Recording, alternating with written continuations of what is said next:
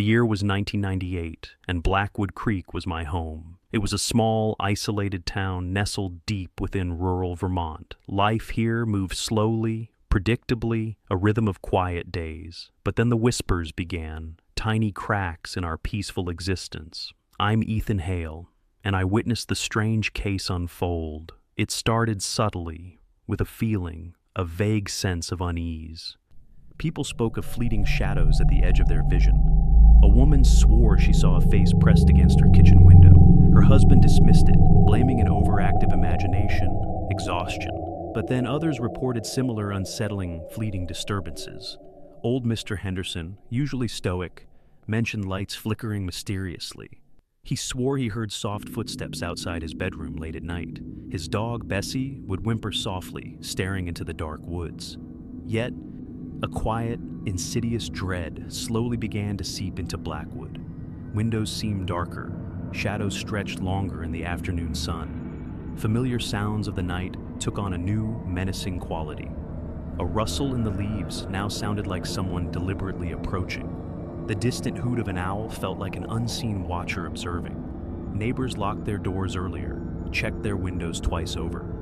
Children were called inside just as dusk began to fall. Our isolated community, once a haven, felt increasingly vulnerable. I remember Mrs. Gable describing a chill that entered her home. It wasn't a draft, she insisted, but something profoundly unnatural. She found her curtains slightly parted, though she'd closed them firmly. A small, muddy footprint marked her clean kitchen floor. The footprint was distinct, too large for any local animal. It was oddly shaped, long and narrow, almost human-like in form. Her heart pounded as she stared at the undeniable muddy evidence. This marked a subtle, terrifying shift in the strange occurrences.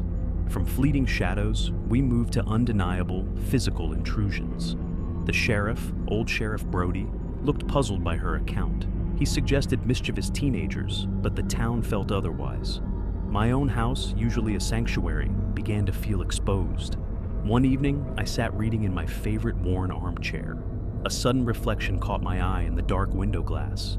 It was gone in an instant, a flicker, a trick of light. But it felt like something was truly there, just beyond perception. My breath hitched in my throat, a cold knot tightening inside. I stood slowly, yet approaching the window with a growing sense of dread. I peered into the inky blackness, seeing only my own reflection. The old trees outside swayed gently, casting long, dancing shadows. I tried to rationalize it, attributing it to my weary imagination. But the image persisted, vivid and unsettling in my mind's eye. A distinct, pale oval, not quite a face, but something like it. It was watching me. I felt it from the dark outside. I quickly drew the heavy curtains, plunging the room into shadow. A shudder ran down my spine, an icy, unwelcome sensation. I poured myself a strong whiskey, my hands slightly trembling. The unseen watcher had finally turned its gaze upon me. It was real, tangible, lurking in the darkness beyond my window. The silence after I drew the curtains felt heavier, more oppressive. I kept my eyes on the window, even through the thick fabric.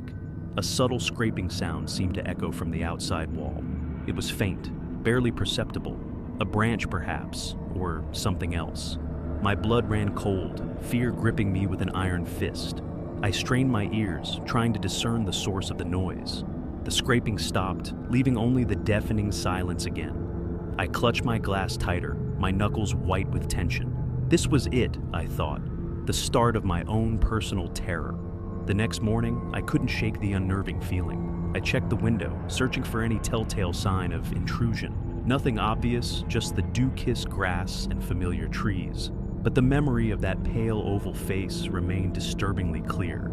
I decided to speak with Sheriff Brody about my own experience. He listened patiently, stroking his thick gray, bristly mustache. He offered platitudes, suggesting lack of sleep, too much strong coffee, but I saw a flicker of concern behind his tired, weary eyes. The reports escalated quickly after my own unsettling encounter. Mrs. Gable reported her back door found slightly ajar at dawn. She distinctly remembered locking it with 2 separate heavy bolts. Nothing was missing, but her living room furniture had been rearranged. A small ceramic bird figurine was moved from the mantelpiece. It now sat conspicuously on the edge of her coffee table. It was a message, she whispered. A chilling, deliberate violation. Then old Mr. Finch found his kitchen light left on all night. He was meticulous, always turning off every single switch. His antique pocket watch, usually on his bedside, lay on the floor. It was carefully placed on a rug, if not simply dropped there. The perpetrator was playing a game, a cruel and unsettling one. The town's trust completely shattered, replaced by outright terror. People started openly carrying flashlights, even during daylight hours. They spoke in hushed tones, glancing nervously at the dark windows.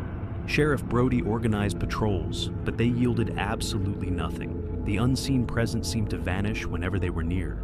It was intelligent, cautious, almost as if it studied their movements.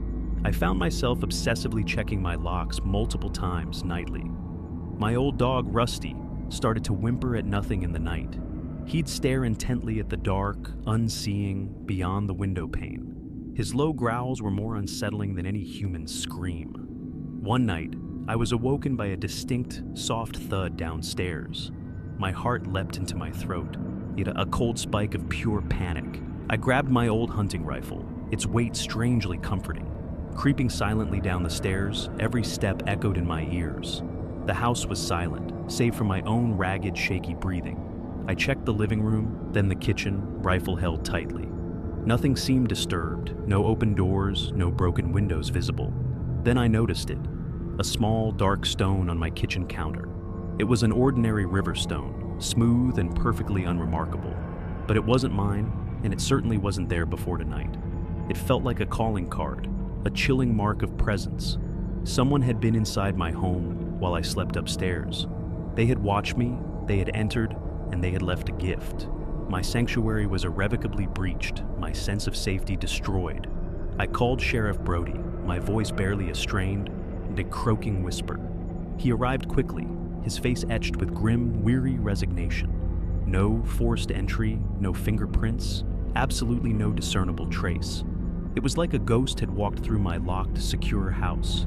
He sat on my couch, looking defeated, his shoulders slumped forward. "Ethan," he said, his voice low, "I don't know what to do." His confession, a broken admission, chilled me more than anything. The authority, the protector, was utterly powerless against this horror. A town meeting was called, people clamoring for answers, for action. Mrs. Gable wept openly, recounting her daily, subtle violations. Mr. Finch described his growing paranoia, the constant gnawing dread. I spoke about my own experience, the stone, the unseen intruder. A collective shiver ran through the small, crowded community hall. The silence that followed was heavy, laden with shared desperation. Suddenly, a young woman, Sarah, stood up, her voice trembling. "I saw it!" she cried, her eyes darting nervously around the room. "Through my window last night, a face, looking right at me." She described it vaguely, indistinct, but deeply, profoundly wrong. It was like a mask, she said, but it was part of its skin. A collective gasp filled the small, suffocating hall instantly. Sarah was known for her calm demeanor, her rational, logical mind. Her terror was undeniable, adding another layer of unsettling truth. It was no longer isolated incidents, but a pattern of torment. The townspeople demanded a solution, a way to fight back somehow. But how do you fight a shadow, an entity that leaves no trace? Sheriff Brody pledged more patrols, but his voice lacked conviction. The meeting ended abruptly, people dispersing into the fearful night.